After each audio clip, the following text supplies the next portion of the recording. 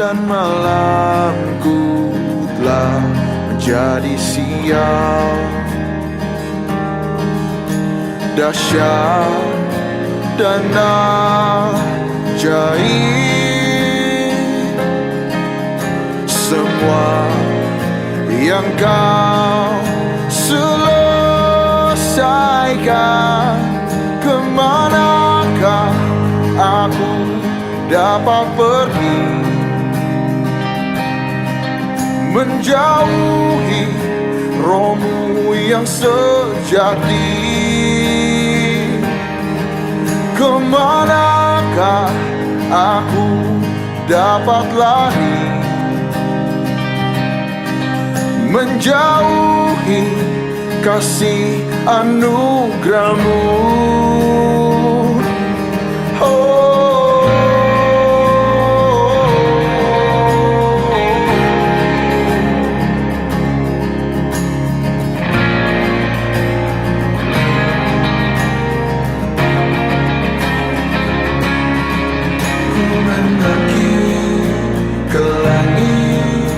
Kau ada di sana, ku melangkah ke dunia, kau juga ada. Ku kan terbang tinggi dengan sayapmu, diam dalammu, dan tangan kananmu kan menuntunku dan memegangku. Kemanakah aku dapat pergi menjauhi rohmu yang sejati? Kemanakah aku dapat lari menjauhi kasih anugerahmu?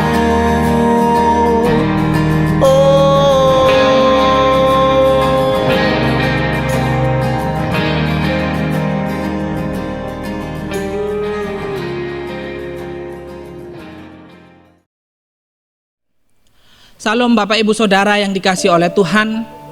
Saya mengucap syukur pada kesempatan ini kita akan sama-sama merenungkan firman Tuhan di dalam Ibrani 10 ayat yang ke-38 dikatakan, "Tetapi orangku yang benar akan hidup oleh iman, dan apabila ia mengundurkan diri, maka aku tidak berkenan kepadanya."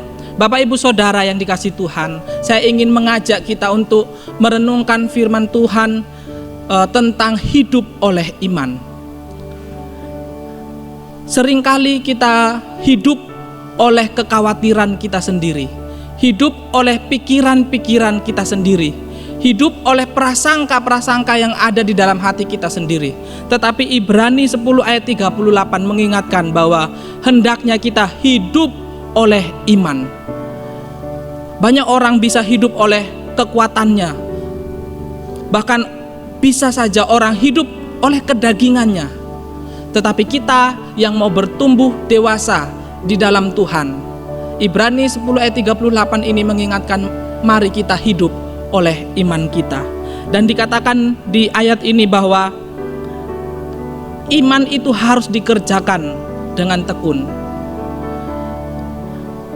Apa yang terus kita dengar dan apa yang terus kita lakukan itu akan membentuk karakter kita, akan membentuk kepribadian kita.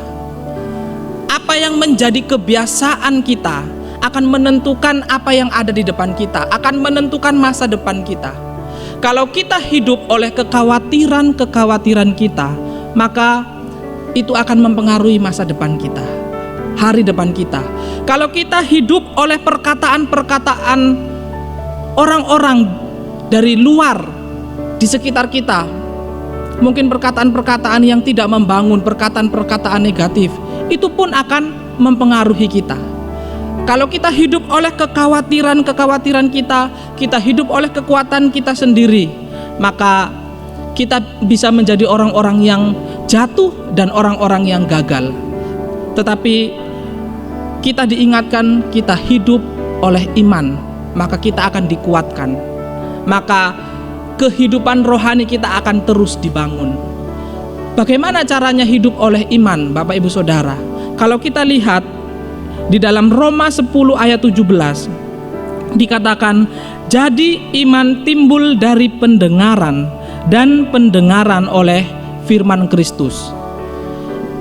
Kalau kita dikatakan mau hidup oleh iman, maka harus ada firman yang terus kita dengar.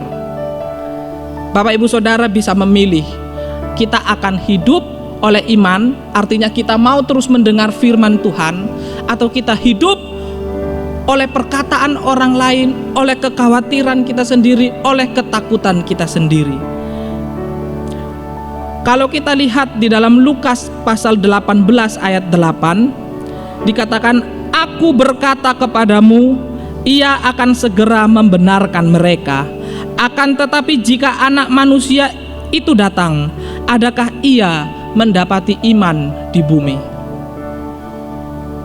Dikatakan jika anak manusia itu datang, apakah ia mendapatkan iman di muka bumi ini? Artinya iman menjadi sesuatu yang sangat penting di dalam kehidupan orang-orang percaya. Mari Bapak Ibu Saudara, apapun keadaan kita, apapun kondisi kita, apapun pergumulan kita, kita tetap hidup oleh iman. Kita tidak mengandalkan yang lain, kita tidak mengandalkan apa yang ada di luar kita, tetapi kita mengandalkan firman Tuhan. Kita dengar firman Tuhan, kita bangun diri kita. Saya tidak tahu ketika Bapak Ibu Saudara mendengar streaming ini ada di dalam kondisi yang seperti apa. Mungkin merasa putus asa, mungkin merasa lemah dalam sakit penyakit.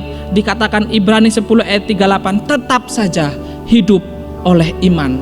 Saya sampaikan dalam streaming ini, yang lemah tetap hidup oleh iman, yang susah tetap hidup oleh iman, yang sakit tetap hidup oleh iman. Maka di dalam Lukas 18 ayat 1 sampai 8 ada sebuah perumpamaan yang baik, bahwa orang yang terus bertekun akan menerima jawaban. Maka saya percaya Bapak Ibu Saudara, apa yang sedang kita imani dan apa yang terus kita imani, suatu saat Tuhan akan menjawab. Dia akan menjawab doa-doa kita, dia akan menyembuhkan sakit penyakit kita, dia akan menolong kebuntuan-kebuntuan, kegalauan-kegalauan, ketakutan-ketakutan, dan kegelisahan-kegelisahan di dalam hidup kita. Yang terakhir Bapak Ibu Saudara, diingatkan bahwa apabila ia mengundurkan diri, maka aku tidak berkenan kepadanya. Haleluya.